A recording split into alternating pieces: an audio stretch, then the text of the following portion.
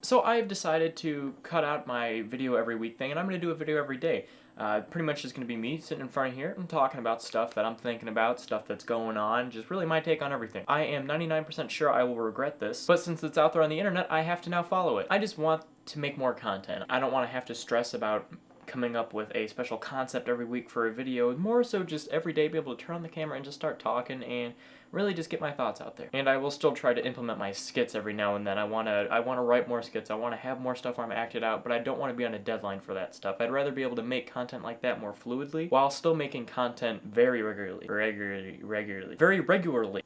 Fuck me. Regularly.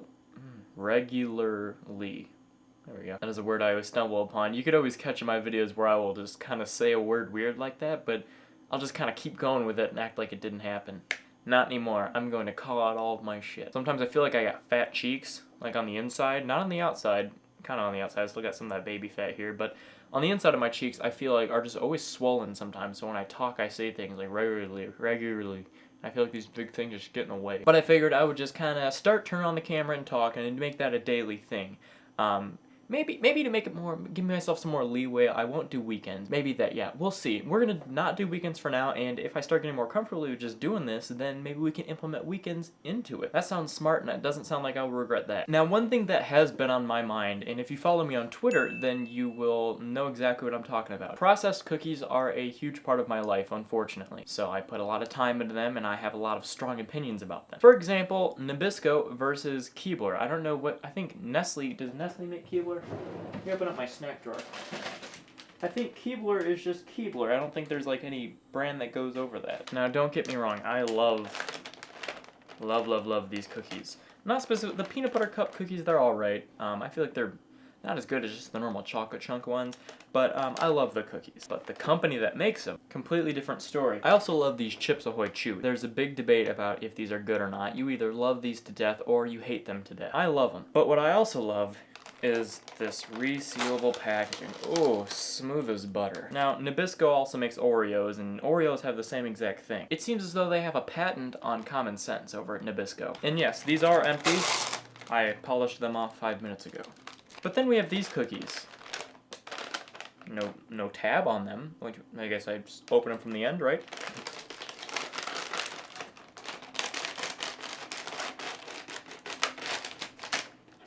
Okay. They're out now. I mean, I guess that's no big deal. I can eat a cookie, I guess. But, you know, I've wrapped up my little cookie sesh. Now, time to, put these things away.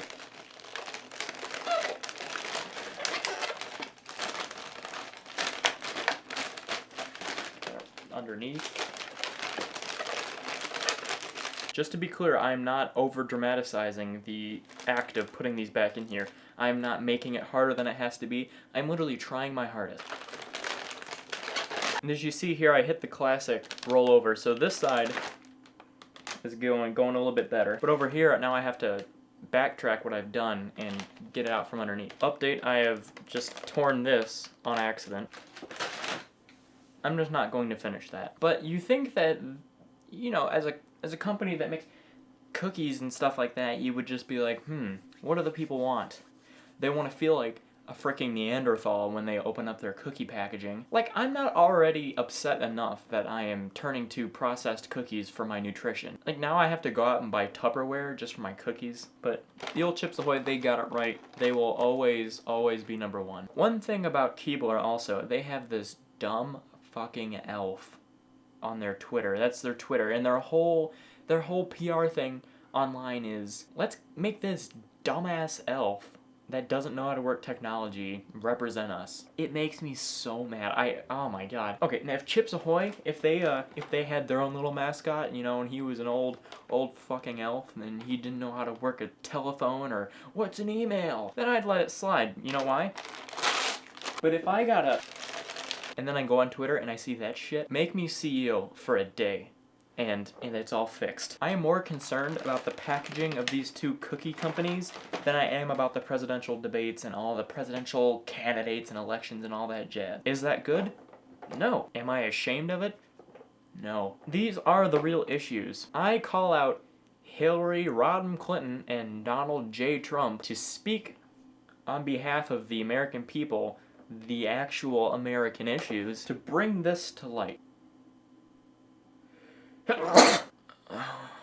For the next moment, my eyes may be teary because of that sneeze. Upon further investigation, I have found that one of the Keebler cookies actually does have resealable packaging, and I brought one of them here for you all today. Get it out of my snack drawer. Probably all heard of the EL fudge cookies. Well, I saw this at the store and I was like, wait, what? Is that a peel here symbol? One of the reasons I knew it was too good to be true is this is the only one that has resealable packaging. The EL fudge cookies with the double stuffed does not, for some reason. Now I'm hoping maybe this is like a beta thing that they're just trying out and they're just seeing how the public reacts to it because they're thinking, well, I wonder if the public wants this. But I'm going to show you the difference between the resealable packaging on here and then on the Chips Ahoy.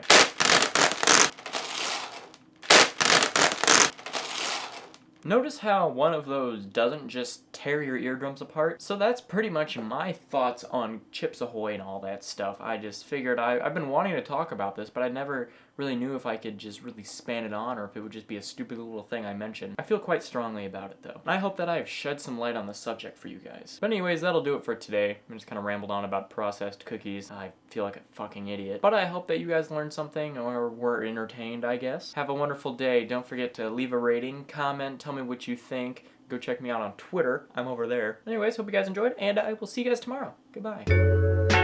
He doesn't